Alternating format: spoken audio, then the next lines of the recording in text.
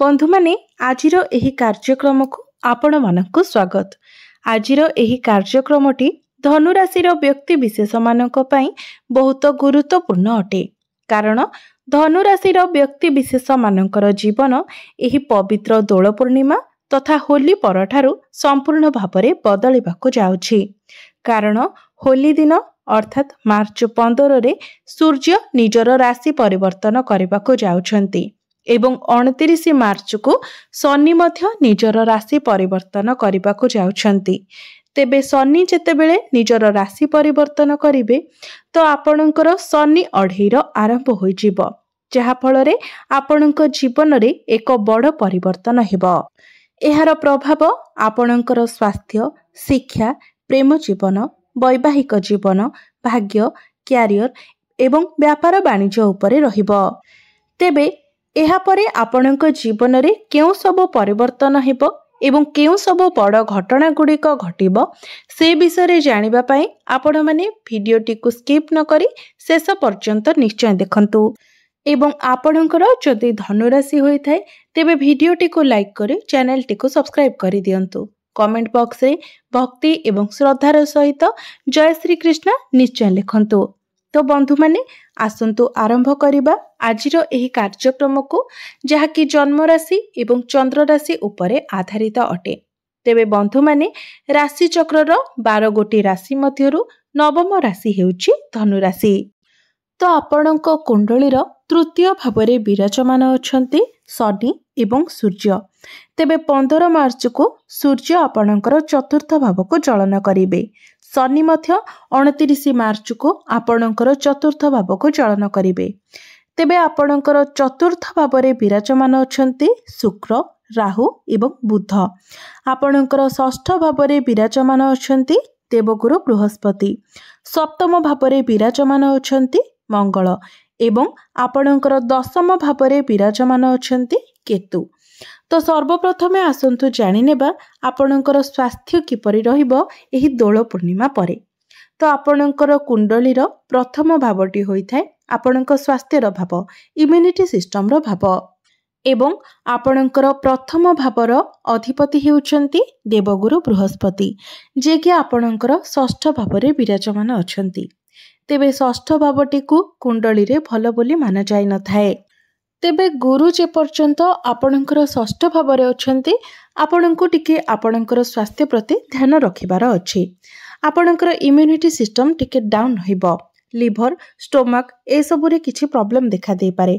Digestive system रे टिके problem देखा दे पारे एवं मोटापण बढ़िबा बेले मध्य समस्या देखा दे पारे। तो विशेष करी आपणको निजर खाद्यपेय प्रति यत्नशील हेबार अछि एवं योग, व्यायाम, प्राणायाम इत्यादि करिबार अछि। तेबे 15 मई को गुरु निजर राशि परिवर्तन करी जेतेबेले आपणकर षष्ठ भावरु सप्तम भाव को चलन करिवे तो आपणकर स्वास्थ्य संबंधित सबु समस्या गुड़िक दूर होई जिवो। आपणकर स्वास्थ्य रे सुधार आसीबो। एबे आसंतु जानि नेबा विद्यार्थी मानक पई किपरि रहिबो एही दोल पूर्णिमा परर समय।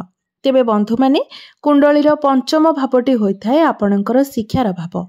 आपणकर पंचम भावर अधिपति हेउचंती मंगल, जे कि आपणकर सप्तम भावरे केंद्र रे विराजमान अछंती। तो पाठपढ़ार स्थिति आपणकर बहुत भल रहिबो। जदि आपणकर एही दोल पूर्णिमा परे कोनोसी एग्जाम रहिछि तो सेथिरे निश्चित भावरे आपण उत्तीर्ण हेबे। एवं आपण जदि कोनोसी एडमिशन नेबा पई चाहुचंती तो सेथि पई मध्य समय आपणक पई बहुत भल रहिबो।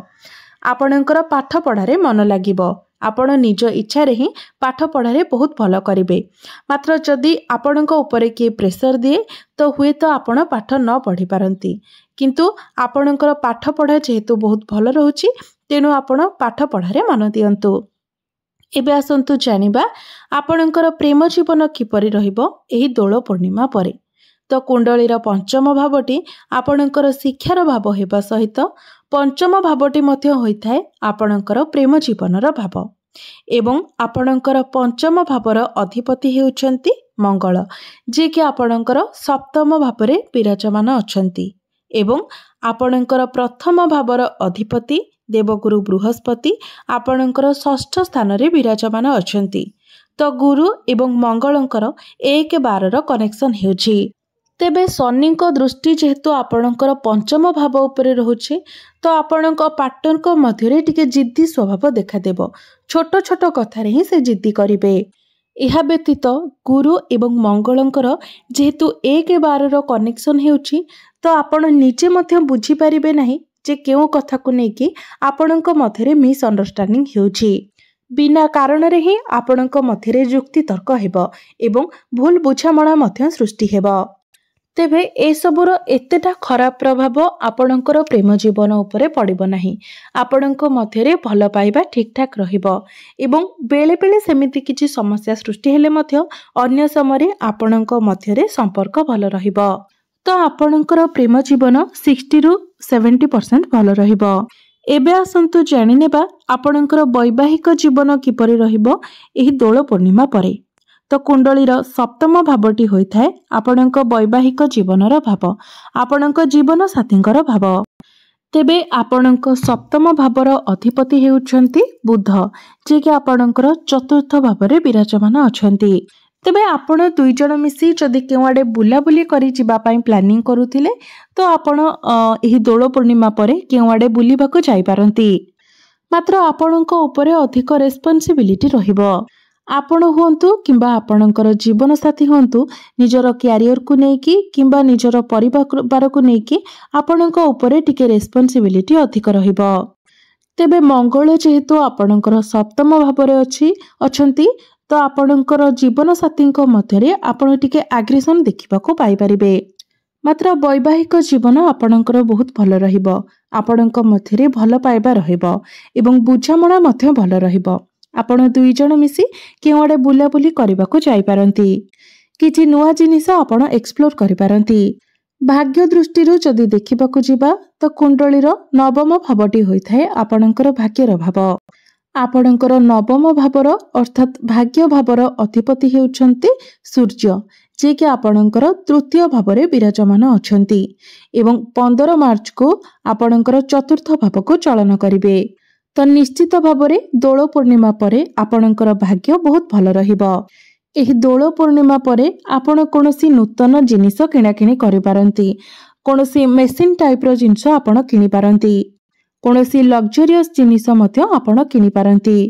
निश्चित भावरे एही दोल पूर्णिमा परे आपणकु कोनोसी ना कोनोसी नूतन सुख सुविधा प्राप्ति हेबो। ताहा छोट हेउ किंबा बहुत बड़ हेउ किंतु निश्चित भावरे आपणकु किछि सुखदायक जिनिस प्राप्ति हेबो। कारण सूर्य आपणकर चतुर्थ भावरे रही आपणकर एकादश भाव अर्थात लाभ स्थान को देखिबे, जहा फलरे आपणकु भाग्यरे लाभ प्राप्ति हेबो। अल्प परिश्रम रे मध्य आपणकु अधिक सफलता मिलिबो।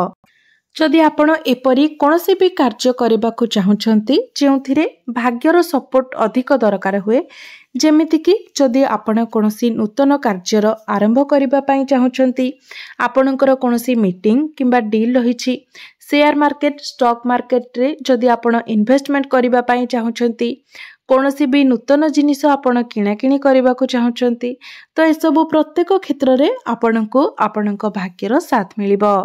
एही दोल पूर्णिमा परे आपण कोनोसी शुभ मांगलिक कार्यर मध्य आयोजन करि पारंती। तेबे बंधु माने एही दोल पूर्णिमा परे आपणक जीवन रे एक बड़ परिवर्तन हेबाको जाउछि, कारण आपणकर शनि अढेईर आरंभ हेबाको जाउछि।